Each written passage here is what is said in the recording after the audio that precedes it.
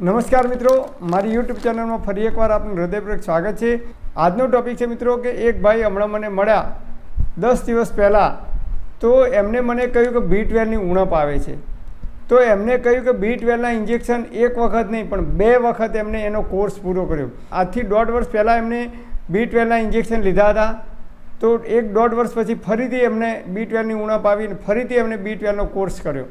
તો એમને મને કહ્યું કે મારા શરીરમાં B12નો ઉણપ કેમ આવે છે। એમને મને કહ્યું કે આયુર્વેદમાં એવો કોઈ ઉપાય છે કે જિંદગીમાં જીવો ત્યાં સુધી B12ની ઉણપ ના આવે। મેં કીધું હા છે ને, 100% છે। તો એમને કહ્યું કે મારા શરીરમાં B12ની ઉણપ કેમ આવે છે, વર્ષે 1.5 વર્ષે કે 2 વર્ષે ફરીથી મારે ઇન્જેક્શન લેવાની જરૂર પડે છે। તો મેં એમને કહ્યું કે તમે આ ઉપાય કરો, જિંદગીમાં જીવો ત્યાં સુધી B12ની ઉણપ નહીં આવે।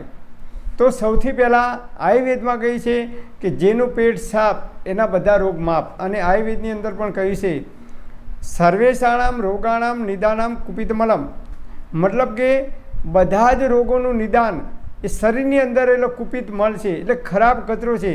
જો આપણા બોડીની અંદર શરીરની અંદર રહેલો ખરાબ કચરો, ખરાબ કોલેસ્ટ્રોલ, કુપિત મલ એ જો બહાર નહીં નીકળે, એને બહાર કાઢવામાં નહીં આવે તો આપણા શરીરમાં અનેક પ્રકારની બીમારીઓ સમય આવે ત્યારે થઈ શકે છે। મેં કીધું કે તમે 7 દિવસ આયુર્વેદની લાઈફસ્ટાઈલ અપનાવો।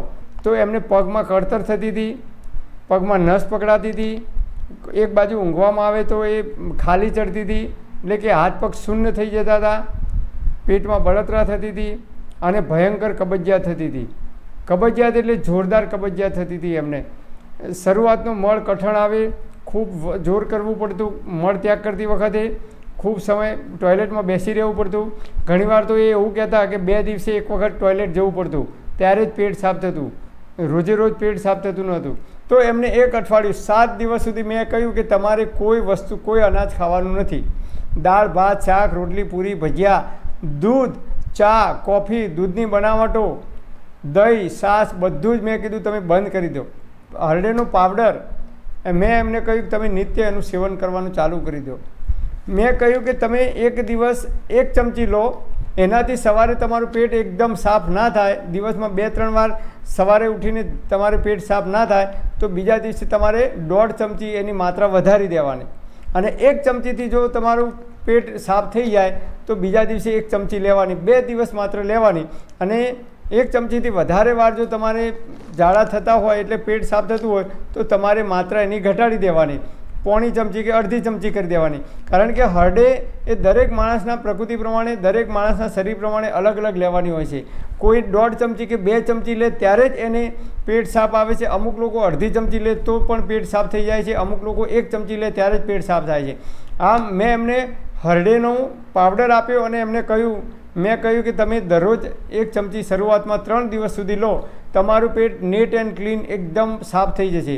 તો બીજા દિવસે એમનું પેટ સાફ ઓછું થયું, ત્રીજા દિવસે વધારે થયું અને ચોથા દિવસે એમને 3 થી 4 વખત જવું પડ્યું અને એકદમ પેટ સાફ થવા લાગ્યું। તો મેં કહ્યું કે 3 દિવસ પછી બિલકુલ બંધ કરી દો હરડે। તમારે હરડેનો પ્રયોગ કરવો હોય તો અઠવાડિયામાં 2 વખત કે વધુમાં વધુ 3 વખત કરી શકો છો। અને ભયંકર કબજિયાત રહેતી હોય, વર્ષો જૂની કબજિયાત રહેતી હોય, કાયમી કબજિયાત રહેતી હોય તો તમે હરડેનું નિત્ય સેવન અડધી ચમચી તમે કરી શકો છો। કારણ કે જો પેટ સાફ નહીં થાય તો અનેક પ્રકારના રોગ થશે। જેમ ચાનું વ્યસન પડી જાય છે, ઘણા લોકોને બીડી કે તમાકુ કે માવો મસાલો ખાવાનું વ્યસન પડી જાય છે, એમ જો હરડેનું નિત્ય અડધી ચમચી હરડેનું સેવન કરવાથી પેટ સાફ થતું હોય તો એમાં કોઈ નુકસાન નથી। આયુર્વેદમાં કહી છે પેટ સાફ નહીં થાય તો બધા રોગ થશે સમય આવે ત્યારે। તો પેટ સાફ હરડેથી થતું હોય તો તમે નિત્ય અડધી ચમચી હરડેનો પાવડર લઈ શકો છો। જો પેટ સાફ ના થતું હોય કન્ટિન્યુ તો પણ પેટ સાફ થવાની શરૂઆત થઈ જાય તો તમારે અઠવાડિયામાં 2 દિવસ લેવાની, પછી લેવાની નહીં। પછી જ્યારે તમે કોઈ ભારે ખોરાક ખો છો અથવા બહાર ભોજન કરવાનું થાય છે, હોટલમાં જવાનું થાય છે, એ દિવસે તમારે 1 ચમચી આખી લઈ લેવાની, પછી લેવાની નહીં। આમ મહિનામાં તમે 8 થી 10 વખત આનો ઉપયોગ કરી શકો છો। કન્ટિન્યુ લેવાનું નથી। જ્યારે તમને એમ લાગે પેટ ભારે છે કે વધારે ખવાઈ ગયું છે એ દિવસે રાત્રે 1 ચમચી હરડેનો પાવડર તમારી ફાંકી કરવાની। એટલે હરડેને આયુર્વેદની અંદર માતાનું બિરુદ આપવામાં આવે છે। જેની માતા નથી એની માતા હરડે છે। અને એવું પણ કહેવામાં આવે છે કે માતા કદાચ કોપાયમાન થાય, એટલે કે માતા ગુસ્સો કરે તો બાળકને કદાચ 1 કે 2 થપ્પડ મારી દે, પણ આયુર્વેદમાં કહે છે કે પેટની અંદર ગયેલી હરડે ક્યારેય કોપાયમાન થતી નથી, ક્યારેય તમારું અહિત કરતી નથી, પરોપકારી બને છે. એટલે હરડે નાના બાળકોને પણ આપી શકાય અને વૃદ્ધ હોય 80, 90, 100 વર્ષના એમને પણ આપી શકાય, પણ એમની માત્રા દરેકની અલગ અલગ હોય છે. નાના બાળકને આપવી હોય તો થોડીક આંગળીમાં ચટાડવી હોય એટલે ચોથા ભાગની ચમચી તમારે આપી શકાય. એમની 16 વર્ષથી ઉપરની ઉંમર હોય તો અડધી કે 1 ચમચી સુધી આપી શકાય. તો પેટ સાફ થાય એટલે પછી 1 કે 2 દિવસ આપીને બંધ કરી દેવાની, રોજ દરરોજ આપવાની જરૂર નથી. તો એ ભાઈએ નિત્ય હરડેનું સેવન ચાલુ કર્યું અને 7 દિવસ સુધી ઉપવાસ કર્યા માત્ર ફ્રૂટ ઉપર. અને 16 કલાકનો ઉપવાસ મેં એમને કહી દીધું કે દરરોજ તમારે 16 કલાકનો ઉપવાસ કરવાનો, સૂર્યાસ્ત પછી ભોજન નહીં કરવાનું.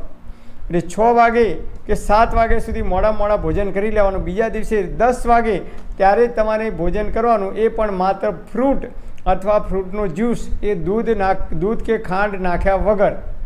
અને ખાટા અને મીઠા 2 ફળ એકસાથે ખાવાના નહીં. ફળ ખાધા પછી તરત ક્યારે પાણી પીવાનું નહીં. બસ આટલું પ્રકૃતિના નિયમોનું પાલન કરશો તો 7 દિવસમાં એમના પગમાં કળતર થતી હતી એ દૂર થઈ ગઈ. B12ની જે ઉણપ આવતી હતી, પગમાં નસ પકડાતી હતી, એ પણ પ્રોબ્લેમ દૂર થઈ ગયો ધીરે ધીરે.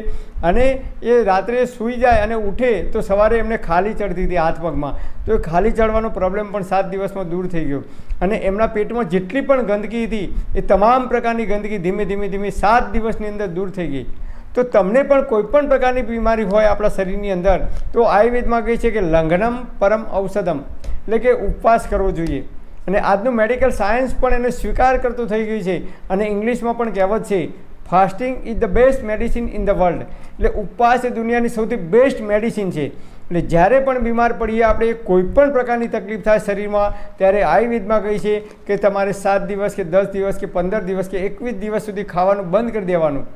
માત્ર ફ્રૂટ અથવા ફળોનો જ્યુસ તમે લઈ શકો છો, એ પણ ખાંડ કે દૂધ નાખ્યા વગર.